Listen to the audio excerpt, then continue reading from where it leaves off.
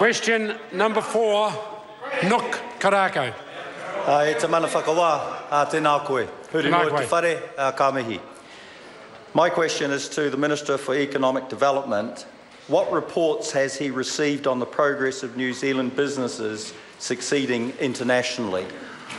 Honourable Stephen Joyce. Mr Speaker, last night I was privileged to attend the New Zealand International Business Awards in Auckland, where some of New Zealand's top exporters were recognised for their excellence in innovation, design, operations, marketing and leadership across the world. Mr Speaker, these are the companies that get out there and compete and win on the world stage. Magic Memories, a Queenstown-based tourism photography company, won the Supreme Award for International Business.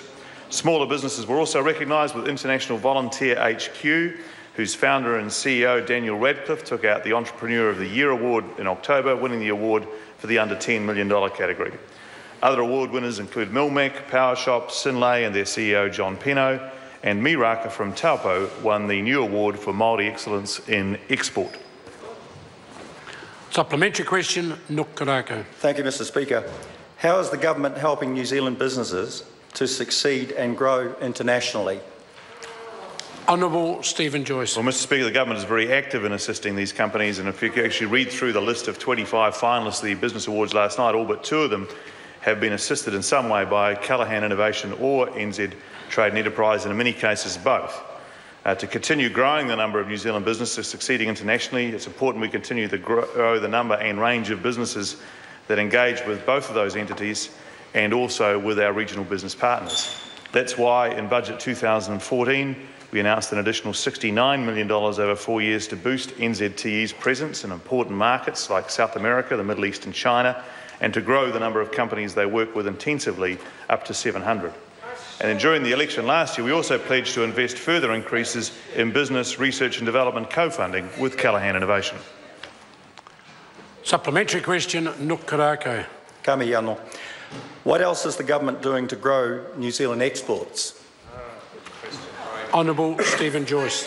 Mr Speaker, for a small country at the bottom of the world, a long way from our traditional and emerging trading partners, it's important we have giving our companies the best opportunity to compete in international markets. To secure that access to international markets, this government has been and will continue to advocate and negotiate for free trade agreements, whether they be with the Gulf Cooperation Council, TPP, or the New Zealand Korea Free Trade Agreement signed by Tim Grosser on Monday.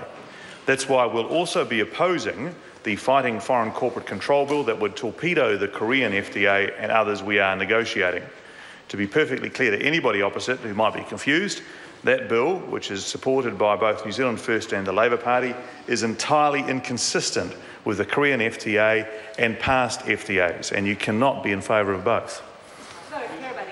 Supplementary question, the Honourable Turaroa Flavel. Tēnā koe, Mr Speaker. Tēnā koe. To the Minister, in light of the outstanding successes by exporters like Miraka, who are the inaugural winners of the Māori Excellence in Export Award, He Kai Kia Kuringa, at the New Zealand International Business Awards last night, what is the government doing to support greater numbers of Māori businesses to be able to trade internationally?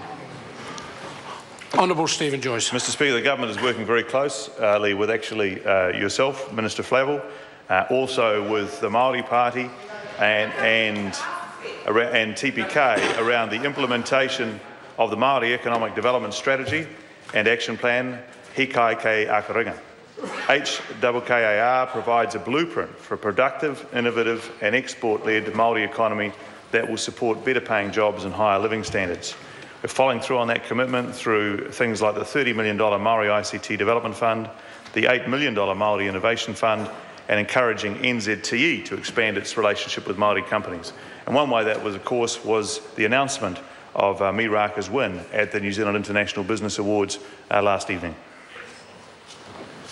Question number 5, Kelvin Davis. Tēnā koe, Mr Speaker. To the Minister of Transport, will transport spending in Northland return to the level that this government inherited, given annual NZTA funding for the region has fallen by $36 million since 2008-2009?